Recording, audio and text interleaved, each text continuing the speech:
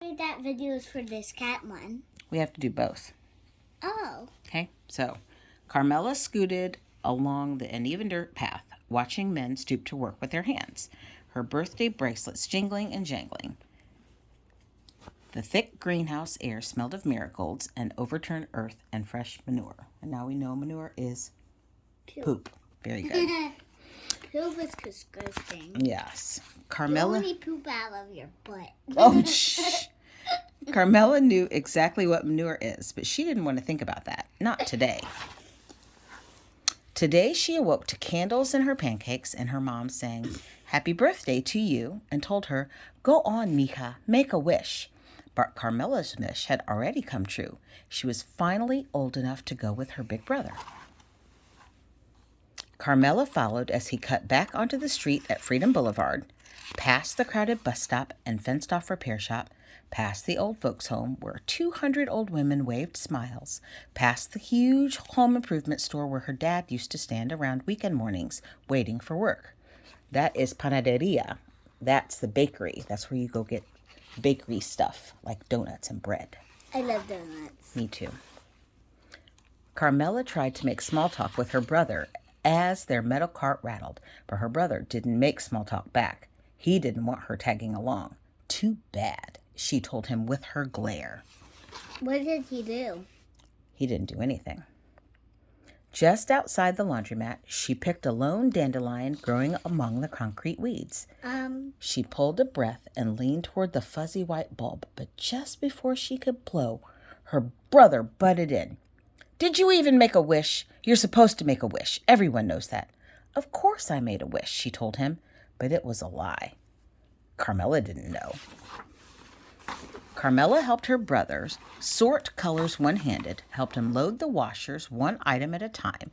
While their clothes spun, her imagination turned, each new thought ushered in by a jingle of bracelets. Her brother found the sound annoying and shot her a dirty look. "Too bad," she told him with her glare. She jingled her bracelets as she rode up to Miss Maria's vegetable stand, imagining a machine built into her bedroom wall, one that would spit out anything she could think of, but mostly candies. Candies? Mm-hmm. You shouldn't eat candy before dinner. No, usually after. She jingled her bracelets in line at the locksmith shop, imagining her mom sleeping on one of the fancy hotel beds she spent all day making for fancy guests.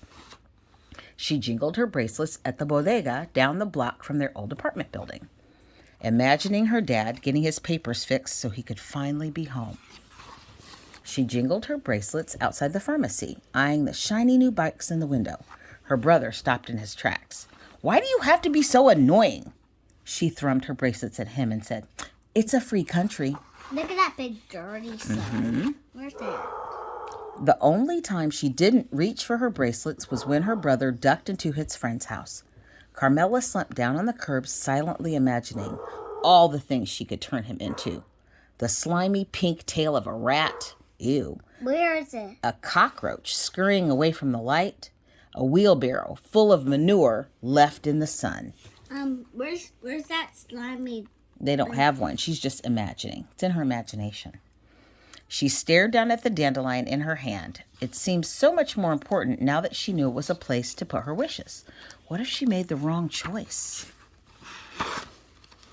Carmela tried to hop a curb on the long trip home, but her tire caught and her handlebars twisted and she went crashing to the concrete.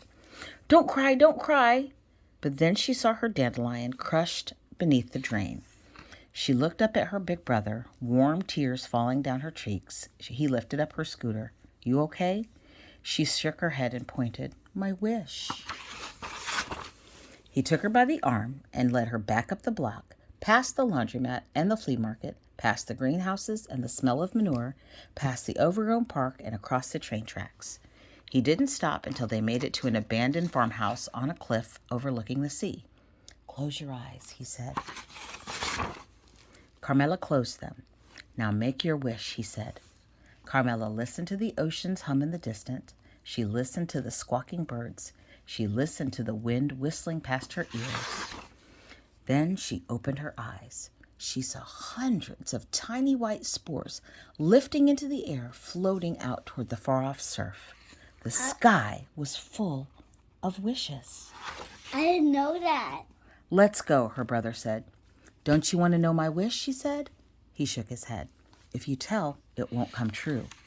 She looked back one last time, then took off her bracelets and followed her brother home.